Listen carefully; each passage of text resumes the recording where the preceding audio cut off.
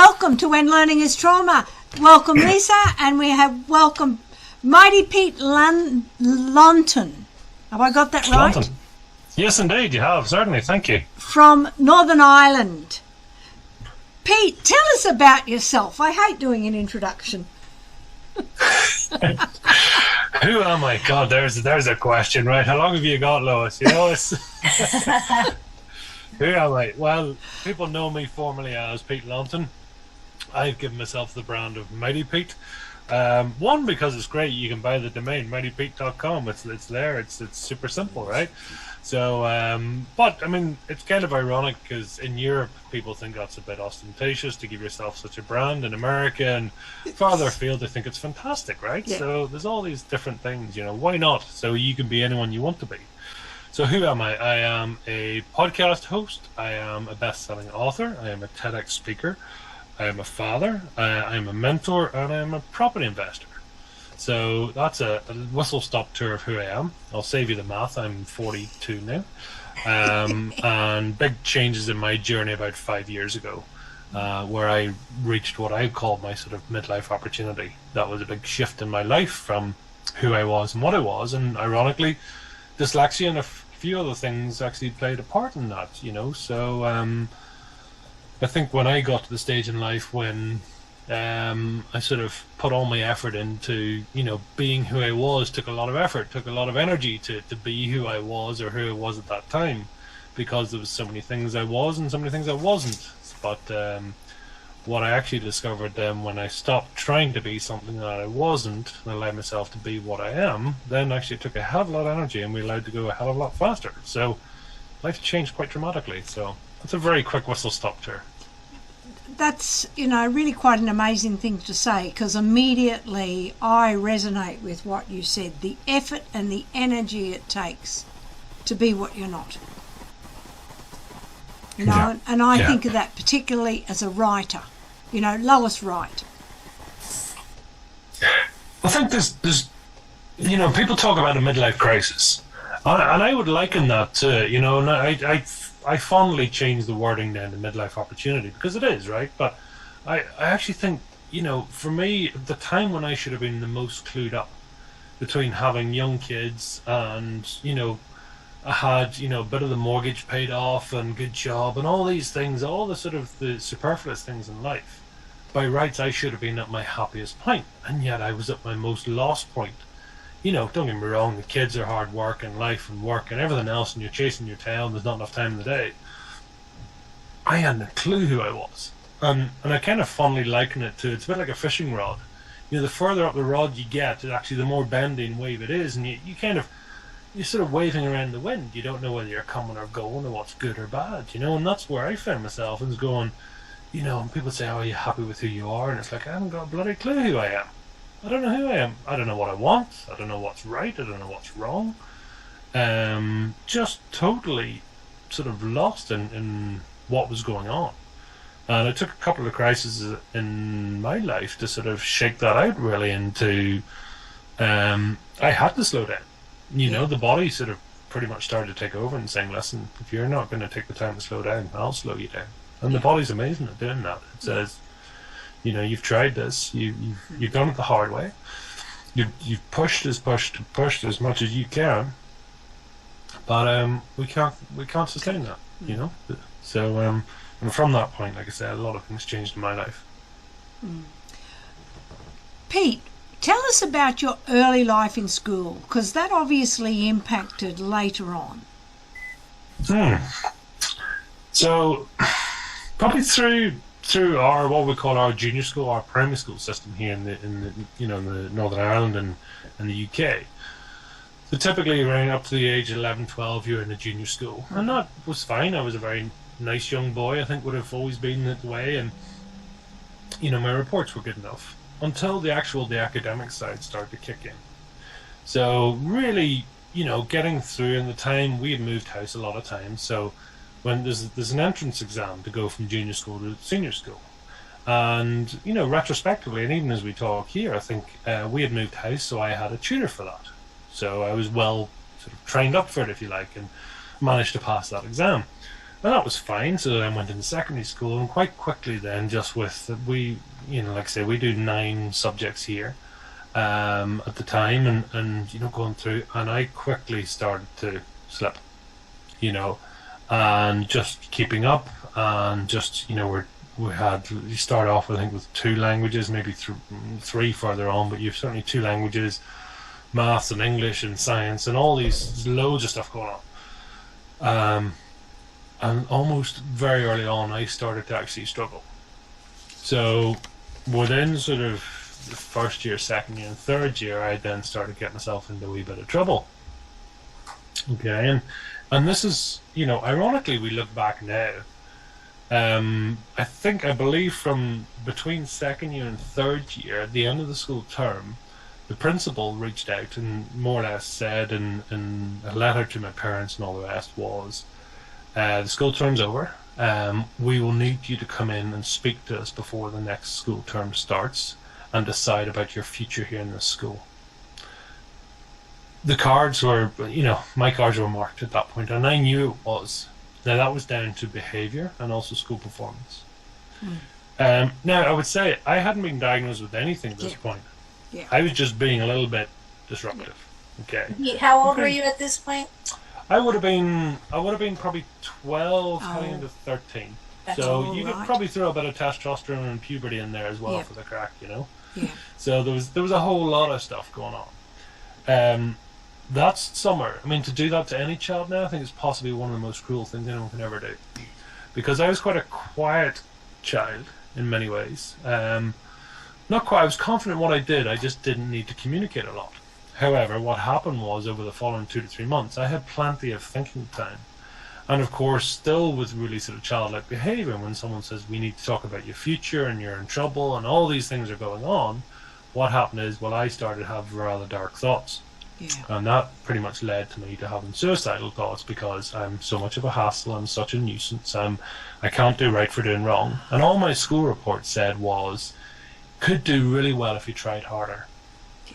And this was me trying hard. Yeah. So I was now left with this whole thing of going, I don't get it. I'm trying hard, but yet I'm not doing well. And yet when I do well, I'm not doing well enough. Yeah. And yet I can't do right for doing wrong.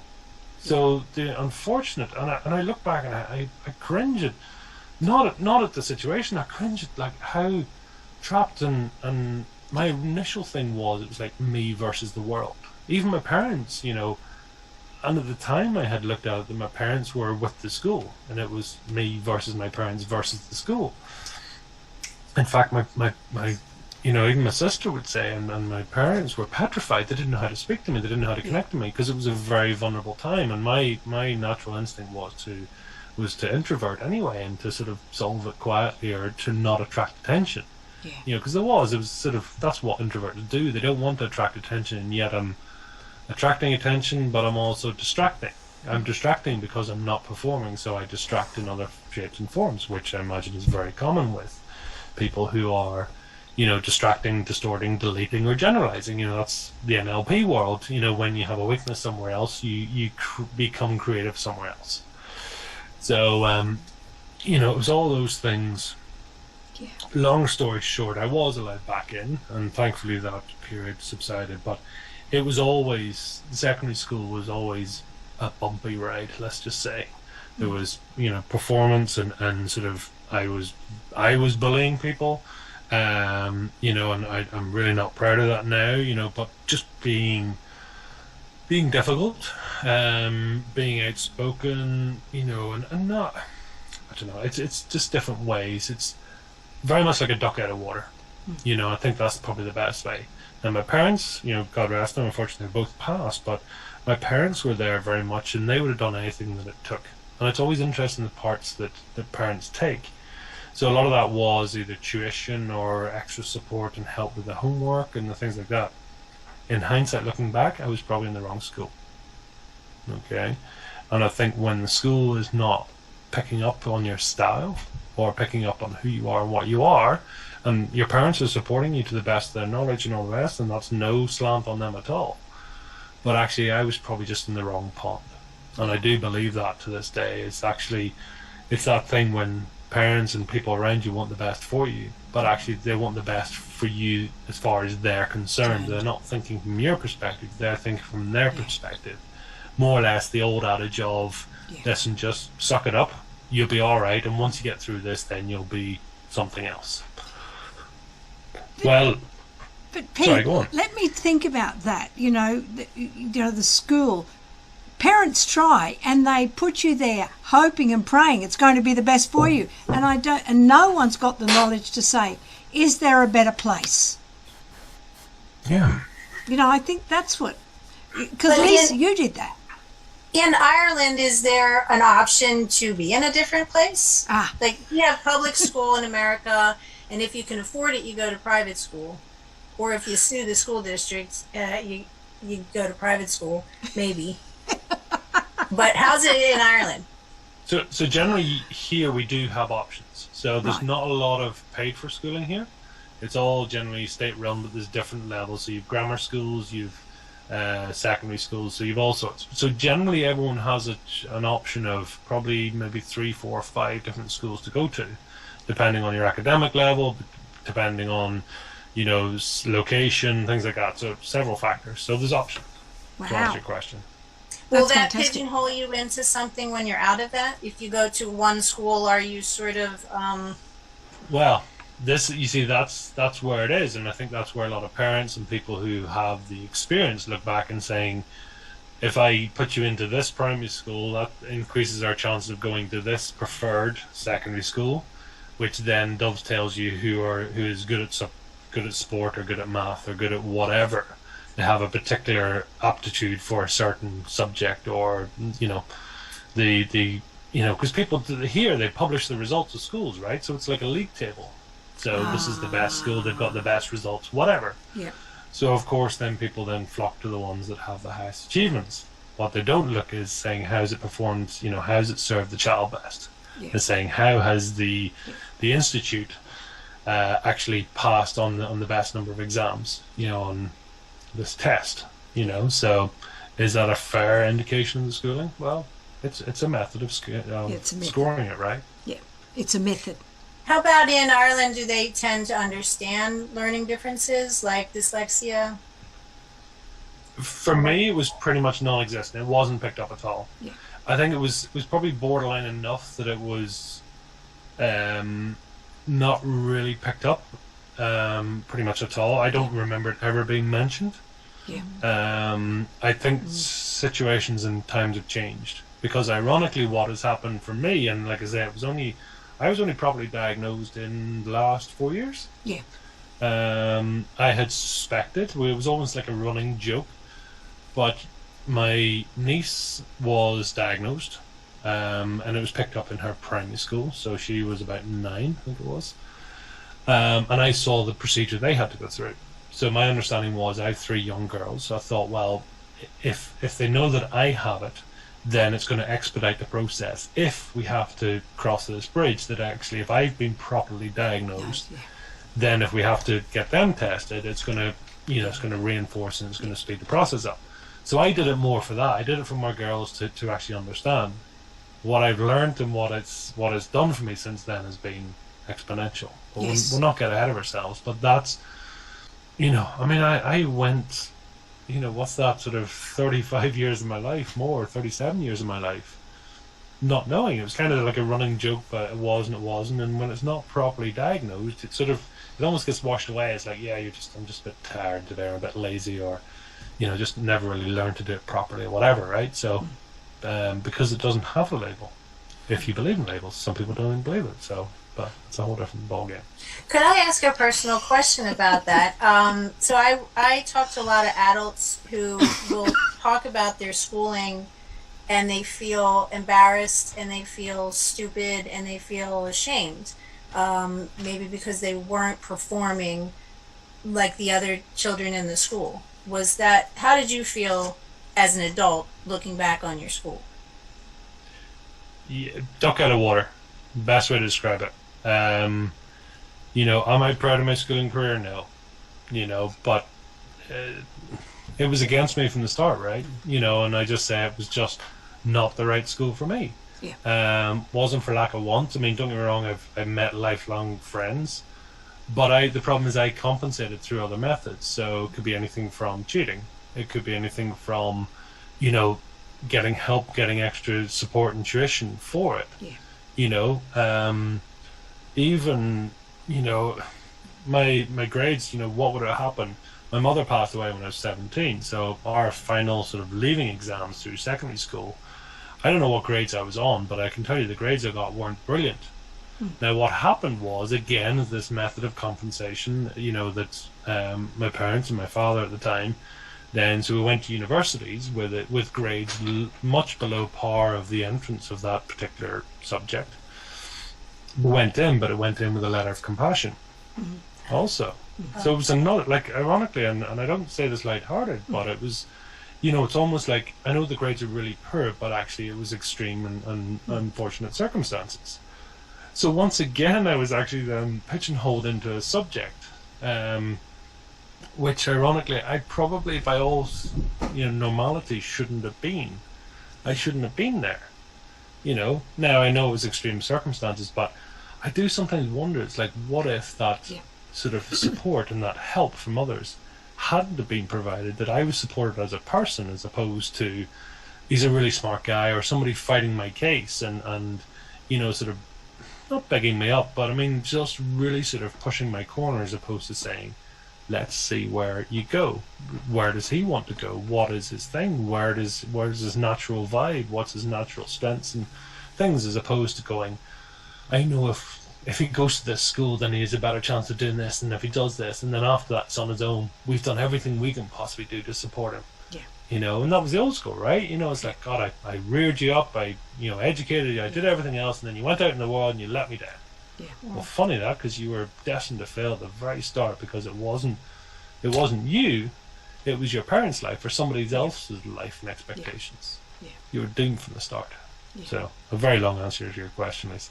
No, I think it's terrific. And then my other question is, as an adult, and you went through your midlife opportunity. I love that, instead of crisis. Can you explain what happened there a little bit?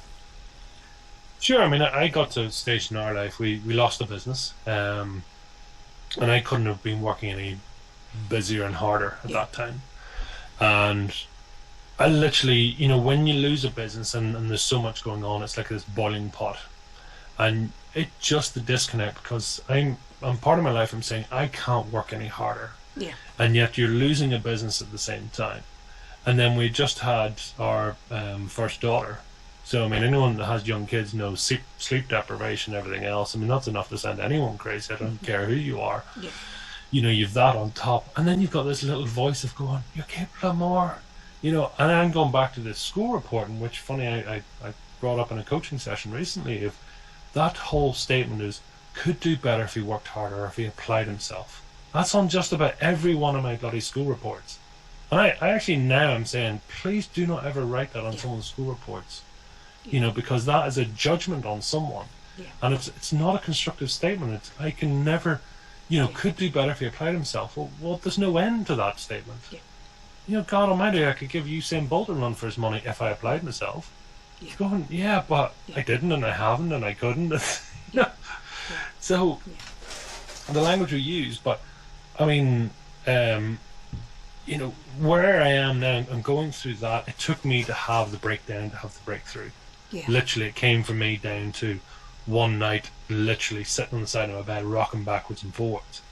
Turns out what it was toothache, and I'm still missing that tooth to this day. But I started grinding my teeth that hard in the night. Now, I'm not a teeth grinder.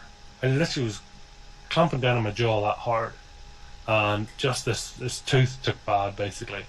When I'm sitting here at 2 o'clock in the morning, I'm not making a sound because the baby's in the room sleeping, and just like, don't, for God's sake, wake the baby. I'm just rocking backwards and forwards, this pain, and it's just this loss, and I'm just sitting here going, I can't do wrong for right. I'm trying my hardest. I can't work any harder, and yet I'm stuck, and I'm, there's people not smarter than me and not as smart as me is doing 10 times better than me and all that, and I'm just it's all swirling around. I was lucky enough the next morning, literally I picked up the phone to the dentist and says, I've got it, I need to come see you about this tooth. And they happened to have a 15-minute slot, so literally in the car down the road. And it was like, oh, well, this was 2 days before Christmas. And she was like, listen, she wasn't a regular dentist, she was on holiday already, and says, listen, we can do it, but we can't, it's going to take 2 weeks before we can do treatment on the tooth. And I was saying at that point is like, you probably don't understand what I'm saying right now. Is one or two things is happening today. Either you're taking this tooth out, or I am. I am deadly serious about this. I had come to that point, that rocking backwards and forward in the dark, how it was my turning point in saying, listen, enough is enough. There's so much broken, and I'm so sick of taking on the responsibility of not applying myself, not trying enough. Just this disconnection, this lack of coherence between who I am and the congruencing of me as a person and where I was and who people thought I was and all the different versions of me. And it was just like, enough, take the bloody tooth. And she was looking at me and all that, and I was like, I swear to God, either you take it or I am. And she knew from that point, and literally 15 minutes later that tooth was out. It was at that point I'm saying, I have to change. Yeah. And it's really what happened over the next 12 months is, one, was sitting down and getting my dyslexia. I didn't see the ADHD thing coming, but the dyslexia diagnosis was given, by a local psychologist through the dyslexia assessments. And then, like I said, the ADHD is like, well, that was a bit left field, but it makes a hell of a lot of sense. Knowing that, and sort of saying, the best analogy she probably gave me, this local psychologist and this local doctor had sort of said to me, it's not that you can't read or write. It's just what's happened is it's just something you're never really going to do for leisure or pleasure, because there's an extra process. You're capable because you can write, right? I mean, it kind of looks like child's writing, but I can write. But what's happened is, and especially when they do the IQ test with the dyslexia assessment, is I am extremely high in visualization and creativity and interpretation. However, in reading and writing, I'm below average. Yeah. But what's happened is my visualization skills and my creativity skills has compensated for them. So what happens is, you give me a pen and a big whiteboard sheet and I'll go crazy and I'll draw pretty diagrams and I'll do this and, I can 3D visualize, I can do all these amazing things. Ask me to sit down and read a couple of pages in the book, I will have made the, 5 cups of tea and cut the grass instead of, reading the book. I'll do anything but. So even that understanding, because as the doctor was explaining to me, is going, do you ever find that, I did this when I worked in a large corporate firm in London and was very successful at it. So what would happen is I would have a 1-hour meeting and then I would take about 3 hours to actually write up the notes. Yeah. And at the time you kind of go, it's just something I have to do, I'm just a wee bit slow at typing or whatever it is. But the way I would achieve that is by working sort of 10-hour days. Yeah. So nobody spotted it. Yeah. And even me. Yeah. I'm just, because everyone's going, God, you're... And when I focused on it, and I really focused on it by cigarettes, coffee, and lack of sleep, is I would be able to come up with all these notes, and everyone's going, it's really comprehensive notes. Because there's almost like a perfectionism in there too when you focus on it. But the problem is going, but it's this, I'm just using the wrong language. Yeah. Whereas if I fast forward where I'm at today, is all my meetings that I do, especially through Zoom, is going, there's a little record button there.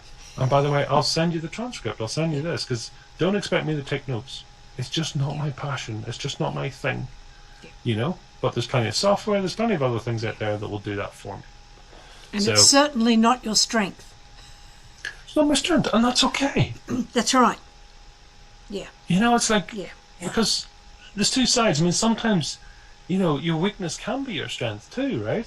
Yeah. Because when you learn some of the things that you're not good at, it's either something you'll either focus on or you'll delegate it out to somebody else. Fantastic.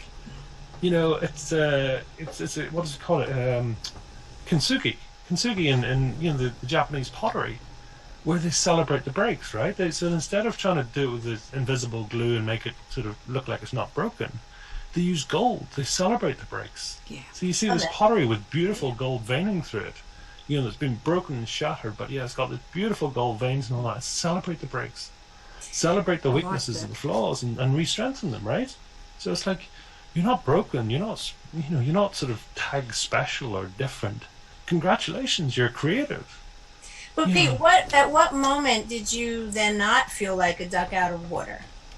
What was it that shifted your thinking into celebrating who you are as opposed to feeling like a duck out of water? It actually wasn't long after that assessment, the ADHD and the dyslexia assessment. See, having that piece of paper, I didn't expect it. I was doing it for my girls and going, listen, it's just an admin thing, and it's just formalizing what I've kind of always suspected. But the way it was explained to me, and that, like I say, it's just going, you're just going to be better at certain things than others. And it's like anything. And because of saying, you're always going to be very auditory, so you'll listen. I've no problems listening. And then when I actually applied that, because I was sort of saying, listen, I haven't read a book in 5 or 7 years. In fact, I could probably count on one hand the number up to the age of 37. One, maybe two hands the number of books I'd read from school. After that assessment, on the first year, I listened to over 70 books on Audible at high speed. So I went from pretty much nothing to 70 books. And it just goes to show us, like, if you get the right language or the right application with anyone, it's possible. It's transformative. Totally.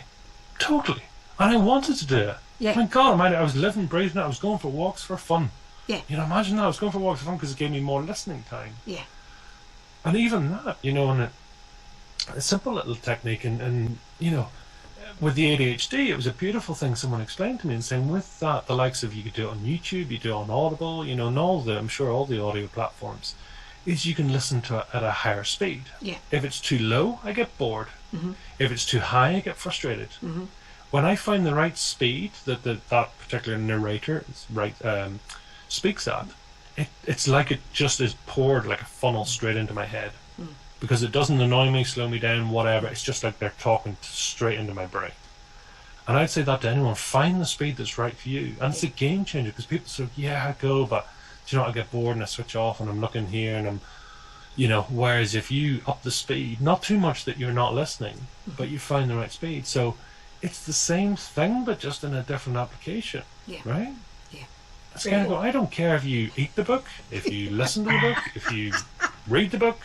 I don't care what you do, right? It's got to be a good thing. If learning how you learn, that's been a massive thing for me. Learn how you learn. And people don't. Yeah. I don't care if you've got dyslexia or you don't have dyslexia. Learn how you learn. What is your preferred method of communication? Are you visual, auditory, kinesthetic? What's your intake? Your preferred mode? So sorry, I'm ranting, but hopefully that makes sense. I think I love listening to this whole story. A lot of your story sounds just like my husband's story. And when my husband found out that he's dyslexic, his self-confidence, now he always seemed self-confident. He was very good at projecting that to people. But inside, he felt a sense of inferiority when it came to language-based things. Once he realized that there was an actual name to where the struggle was, but more importantly, the strengths that came with that for him. Now when he's reading through an email, used to be he would have to read through it a bunch of times, and it wasn't his strong point. He would feel bad. Now he just it is what it is. That's not my thing. But what he does in his career, he's very, very good at. And the self-esteem is the thing that I see to be super important with these types of learners in a system that doesn't understand them. Yeah. No, I really enjoyed your story so far. I think it's fantastic.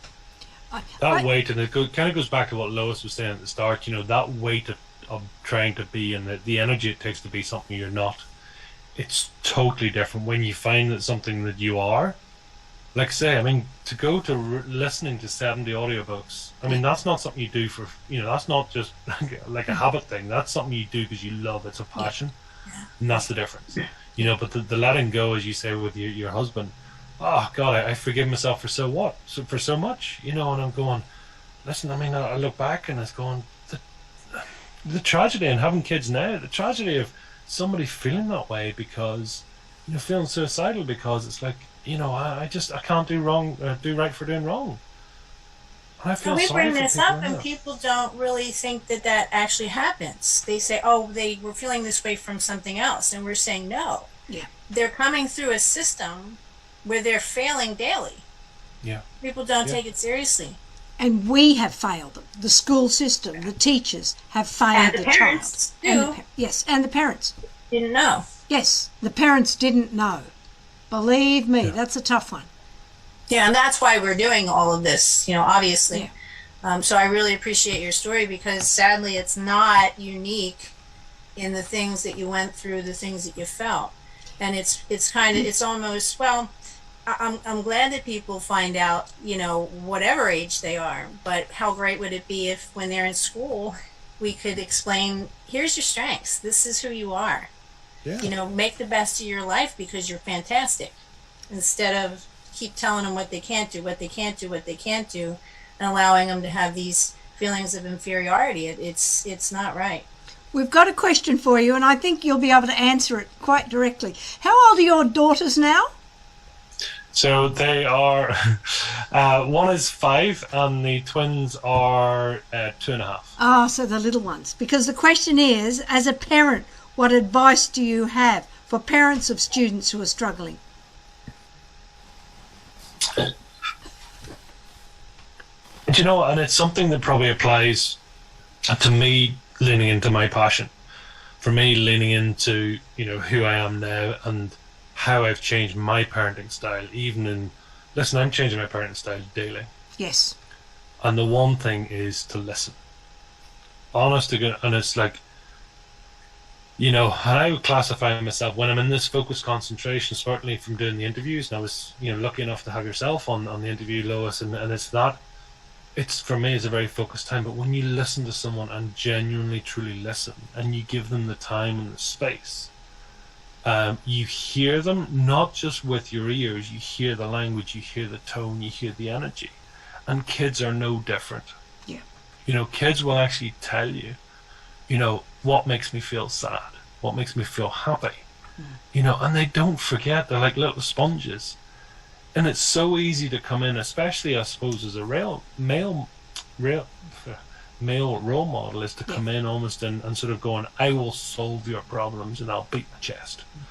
And it's that thing of going, the kid just wants you to play, or they just wants to do what they want to do. So celebrating who they are and trying to do that with a blank canvas, it's both hard and easy when you celebrate who they are. And listen, they may be the smartest kid in the school, or the school mightn't be for them at all. For goodness sake, let them be who they are. As opposed to then going, well, I failed my exams, so I say, sure as hell I'm not going to let them fail their exams, and I'll tutor them, and I'll do this, and I'll do this. Until it gets to the point you've spent so much energy pushing that rock up the hill and kind of going, maybe that rock's just not supposed to be up there. You've done all these things, when actually let them create. So I'm not saying, not let them fail dangerously, but for goodness sake, let them find out for themselves. How many people said, I want my kids to never experience what I had to experience? And then you say, well, how far have you come in life? And say, I've done really well. I've come from rags to riches, or whatever the situation is. But then I want to prevent my children from having that contrast, from having that understanding.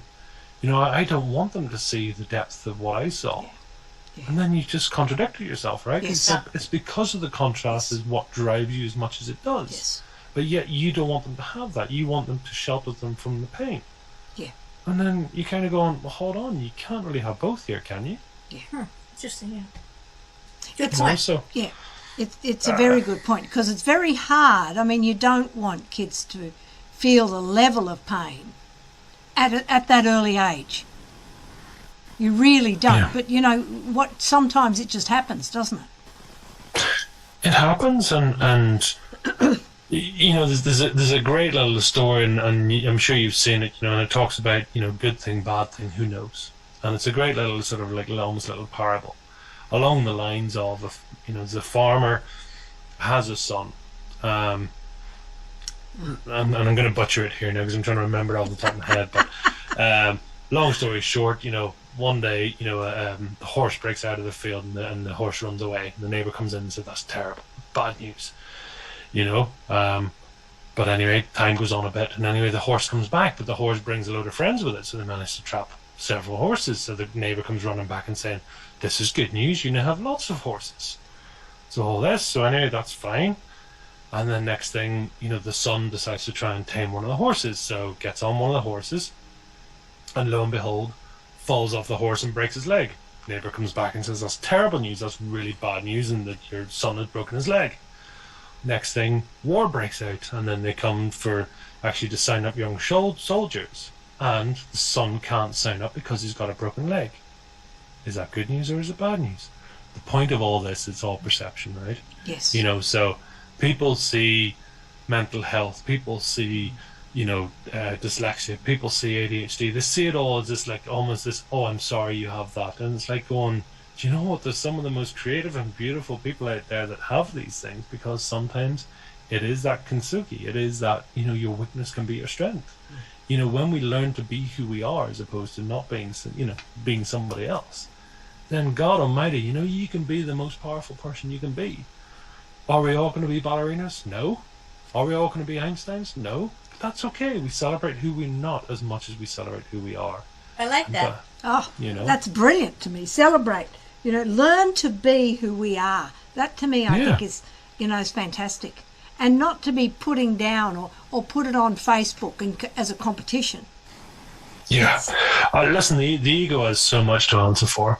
And I think it's both in who we are, and I believe the ego is actually as big as the conscious mind. Yeah. You know, we are not our ego, we are not our mind, so that little voice in your head is not yours. You know, and these are the things people don't necessarily understand. But what I can tell you, even from, and you'll know this, Lois, I mean, I asked a lot of people, you know, on the show, and saying is, I probably get a very polarized view of the world, because it's not everyone that wants to come on to a podcast and talk about their passion and their fire in their belly and things like that. But the one divisive question that I ask a lot of people that does tend to actually tell me if people are living with fire in their belly is saying is, do you like yourself and do you love yourself? Which sounds like a very strange question in some ways. I can tell you those people that talk about fire in the belly, they talk about passion being what fire in the belly is for them. Do I love myself? Absolutely. I love who I am, both in my flaws and my weaknesses and my perfections and my imperfections. They have just come to be okay with themselves, or they come to be fascinated and delighted in the wonderment of themselves. And that's the difference. You talk to somebody else, do you love yourself? Well, not really, and you know, God, that's a bit weird, and that sounds a bit up yourself, doesn't it? And you can feel them reeling in their own skin right in front of you, and you're kind of going, if you can't love yourself, not being funny, how am I going to love you? Because you're too busy trying to be multiple people, or you know, you're stuck in the things that you're not as much as things you are, and you can't even, you know, I can feel the incongruency just coming across the microphone. And probably not surprisingly is that actually there are a lot of the interviews that don't go live. People phone back the next day and say, listen, I know I said all these things and I was really delighted and you changed my life, but actually please don't publish it because I'm not ready yet. And that's okay too, you know. Wow. Lisa, what are you thinking? Well, I was just interested in which books that you've written. You mentioned that you've written some books. What topic, if you don't mind sharing a little bit? Yeah, sure. So, probably should be more organized than this, but so my main book was Be Heard to Be Rich. Listen to your inner genius.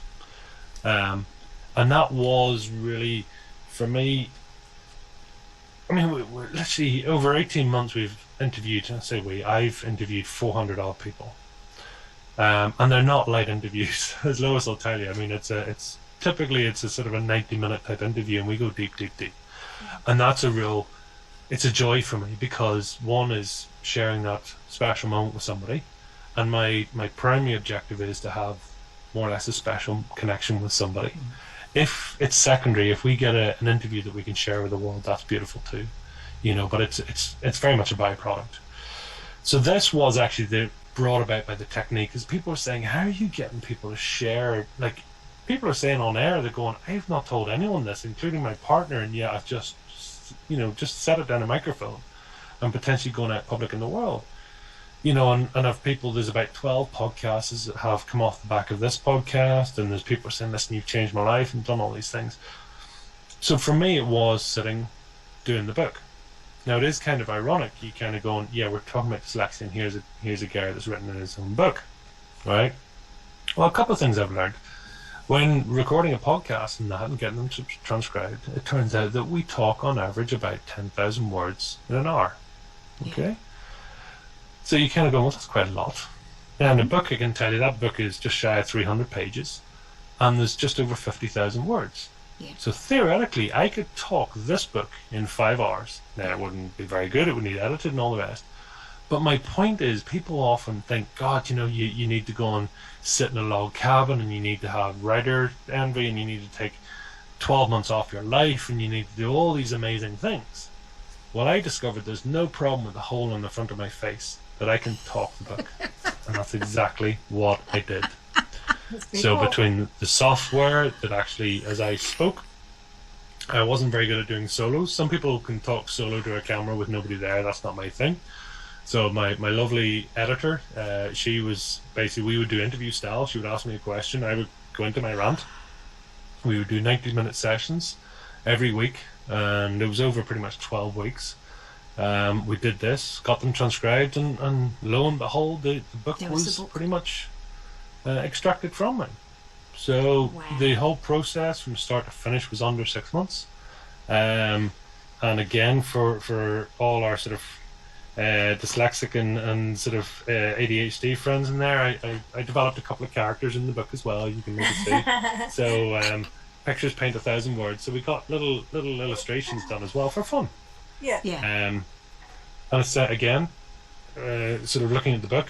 So it's purposely done in Arial. I can't remember the font size, but that is, for dyslexic, that's the easiest font to read. Yeah. I would love to have got it done in yellow paper, but that's 200. Yeah, it's just Amazon don't do it yet. Yeah. Because ironically, I do talks locally with schools, and that's one of the first things that I would say to them is that I have dyslexia and I'm also a multimillionaire. And I don't say that to be facetious because I'm into property. So, but that's my point in school is, for God's sake, do what you want to do. Yes. And just because you have dyslexia doesn't mean it's like you're ruled out. In fact, it actually gives you an advantage because it helps you to narrow down what you're capable of and what refine who you are. And in some ways, not having all the options is better than having every option. Because it helps the sort of the slimming down process a lot quicker. So, getting the book out, and because the process has been there, I'm halfway through my second book, and I've also contributed to this book as well, and I have another couple of books as well, which is ironic coming from the dyslexic ADHD guy, But again, when you find your flow, when you find your thing, that actually, I know I can do this, I can speak and have no problems. In fact, I'm actually better when I'm not prepared. It literally puts me into this flow state, and I go through, so I'm learning how I learn. I'm learning how I perform, how I go into flow state best. And I've found it's very similar for a lot of people, even people that say, oh, I prefer to write. The problem is the writing actually uses the subconscious mind, the intuition, filters it through the conscious mind, because you need that to then tell the hand and the eye to remember or write down what you're thinking. So it actually slows down the process. Yes. So one of the reasons with the interviews and the fire in the belly is we go a bit longer is because the first half hour is typically conscious talk. So people will tell you what they want you to hear. And then literally you will see people lean back in the chair, or they go, and I know that's a sign that actually we've now moved into the mid-conscious, where they're now relaxed in this environment. They know that they're safe and nothing crazy is happening. Nobody's jumped out or nothing weird or wonderful is going on. So I know we've now moved into the mid-conscious. There's a trust, there's a rapport, and they're feeling happy to share a lot more of their story. And then what typically happens around the hour mark is that actually people slip into almost subconscious behavior. And that's when we're thinking at the same speed that we're talking. And what happens there is people suddenly become very sharey. They more or less go, God, I hadn't thought about this, or this has happened. And they're reflecting back on themselves. I don't think I've ever told anyone that. Or, God, that's weird, isn't it? Why? What made me say that? And they're talking to themselves. Yeah. But one is they've never had a chance to talk uninterrupted like that before. But two is also we've now cleared all the other baggage out of the way, and suddenly they're in that flow state. and they're in their flow state. And that's at the point when so many people say to me, oh, listen, I'll not talk for an hour. It's like, yeah, I know, you're good for 2. Right? You know, because they hit their flow. We can all do it. We all have a flow state. We all have a passion. And when you trigger that and you enable that to happen, that's when we go in and our creativity comes out. And that, in a very, very long answer, is what the book is about. Helping people to find when they are heard best, when they go into flow. And that's my observations from interviewing people. So it's wonderful. That's fantastic. Lois, do you have any questions coming in at all? Well, I'm just checking the time. You know, time just disappears. To me, your whole story, you know, shows how, you know, we can survive school, but it still leaves a mark that we then have to have our come to Jesus moment before we're able to move on and recognise there was a problem. And, you just can't shove it under the carpet and pretend it doesn't exist. Yeah, and you know what? It doesn't have to mean... People often apologise if they don't have this mad trauma. You know, it's like, but I had everything in life, and it's like, I know I shouldn't complain, but something wasn't right, or, you know, I didn't fall under a bus, but, you know, one day someone said something to me that was a bit nasty, and it's really stuck with me. I look back now, and like I say, I haven't spoken to enough people. You sort of go, listen, I don't care if a bus run you over, or a young person or somebody said to you that you look a bit funny. The impact can be the same. I don't care who you are and what you are. Yes. And that sticks with childhood. Yes. And I genuinely believe around probably between the age of 5 and 7, it's the last point, unless you've had other things going on in your life, between 5 and 7 is where you separate who you are and who you truly are. Because the person of who you are then becomes the people pleaser. So you learn enough to mimic the world around you. If I do this, then this happens. If I do this, then they're pleased. If I don't do this, then this happens.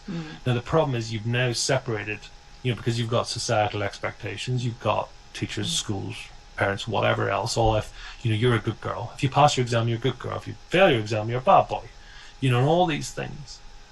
But then, like I say, that literally that separation between the two, and that gap to me is the distance in who you are, and that just grows bigger and bigger and bigger. For me, that's a perfect sort of analogy of what happened to me. I got to 37 and a half years. The gap between who I truly was as a person and who I was that day was so big. It's like I haven't a clue who I am. It's that big. You know, I don't know how to close the gap. I don't know who I am. I don't know what I want. I don't know what makes my boat tick. I had nothing. Do I love myself? Well, I don't even know myself. How could I love myself? Now, what people can do, and this is sometimes unfortunately where people will take drugs or alcohol or other substitutes, sex, whatever it is, they'll do things because they'll get a temporary high, or they'll temporarily close the gap a little bit. You know, they have a few drinks and suddenly they're much more outgoing, or they're doing all these things, or they'll take drugs and suddenly they get this euphoric high. The problem is they crash back down again. And until we can learn to close that gap as much as we possibly can, I'll always believe we'll always be outside of, you know, incongruent in who we are and who we're capable of being. So, well, you just answered the question that I didn't ask, and it was going to be for the adults who are stuck in this. I work with a lot of adults who have some of these problems, and I was going to ask you what advice would you give for them to get them unstuck, but you just answered it all. And it also sounds like your book would be something very helpful as well. That's really, I love this whole story. I'm glad that she came on with us. I do too. I've really enjoyed it, you know. And, you know, you're numbing it. If you're either getting your highs and your lows, you're numbing it. You're not wanting to go into that level of pain. Yeah. People run away from pain so much, which you know, and I'm funny, like some mentees I was talking to this evening, and they're like, you know, listen, and someone did me wrong, and it's like, you know what, I'm sort of moving over, I'm a bigger person, I'm you know, I'm sort of forgetting it, or I'm moving on, and you kind of go, for God's sake, don't forget your pain. It sounds totally counterintuitive. It's a bit like skiing. The thing you want to do the most is lean back when you're skiing. The worst thing you can do when you're skiing is lean back because you lose control. You know, so it's kind of one of those things of going, I know it's painful. I know it's pissed off. I know your ego is shouting at you, and bear in mind, you're not your voices in your head. But you're sitting there and going, you almost need to, don't brush anything under the carpet. Don't sort of saying, listen, I'm going to chant so much that I'm going to forget all the negative stuff. It's like, for God's sake, it's going to come out somewhere. It's one big reservoir, and if you don't let it out, it's going to burst somewhere. Yeah. And that's the one thing where it's trying to, if writing a novel is not your thing, that's okay. Yeah. If you're a liar and a cheat and all this thing, that's okay too, because they're all compensation mechanisms. I spoke to somebody in a very, quite a moving podcast, and she was abused at the age of 7. Yeah. Now, she went through everything in her life. She alcohol abuse, drugs abuse, divorce, all these sort of crazy things went on. At 47, she decided to more or less face the whole thing. Yeah. And it was only at that point that actually everything sort of clicked back together again. Yeah. She tried every possible thing to close the gap. This sort of voice that says you're capable of more. Or it's like, this is not who you are, this is not who you are. And, the silence is deafening, right? It's that whole thing, again, back to the school report, could do better if you tried harder. It's like, well, what does that mean? Yeah. What does that mean? You're asking me to be something I'm not, that's an impossible target. And there's so many things I want to be, and it just drives me mad when people are going, you're following a false prophet, or you're following the dreams and goals. You're trying to please somebody externally. Please yourself and who you are. What brings you joy? What pisses you off? What delights you? What do you rant on about and you love to do? What do you not love to do? And just say, listen, all of it's okay. If being dyslexic and writing emails is not your thing, that's 100%. That's cool. It's great that you know that. If knitting tea cozies and whatever is your thing, fantastic. Celebrate it all. Imagine if the whole world just did what they love to do. Wow. Make a huge difference. Oh. We need to clone you and put one of you in each school and each psychiatrist office, and I don't know. I think that's just excellent. It's well, thank you. I got a lot from that. Who I was 5 years ago, I tell you, I wouldn't have come on here, and that's kind of, that would be the message I'd like to say to anyone is, by deciding to finding my method. Finding, reading or listening to 70 books in the year, talking to people on a podcast, because you know what, you might learn something. My target for my podcast is to interview 504 people, because in Think and Grow Rich, one of the most famous personal development books out there, they interviewed 504 people. So what if I interviewed 504 people? I'm sure I'm going to learn a few things and be a little bit smarter from doing that. So that's my point again, is learn how you learn. Yeah. If you sort of go, I love that, the 10,000 hour rule. And be a raving amateur. It's like, don't turn up and say, God, I'm not the best at this, and saying, no, because I'm an amateur, I'm learning. Yeah. But I'm going to be a really raving amateur, and I have 10,000 hours to get my act together and really do it. If you do something for 10,000 hours, I'm pretty sure you'll be a wiser person. Beautiful. Fantastic. Pete, thanks for joining us on the show. This has been brilliant. Brilliant. And I've got to say thank you to my son Isaac and his buddy Chris, because without them the show wouldn't go on, because I need technical support. Where can listeners find you? I think we've got your website in our show notes, but where can they find you? Cool. Thank you. Well, the easiest thing is to go to mightypete.com. That's my main website. The book is available on all Amazon stores and all over the world, so it can be there. So it's Be Heard to Be Rich. Listen to your inner genius. And the Fire in the Belly podcast is available on all major podcast platforms. Thank you. Obviously, you've got to listen to more. Lisa, where can we find you? Mostly on Facebook, Monday afternoons with Lois, and LinkedIn sometimes. And really, this is our last live broadcast, because we've got next week will be a replay of premiere of Abby McCarroll, and the following week we're listening to Dr. Mary Helen Immordino Yang. Must listen. Brain science, emotions and learning.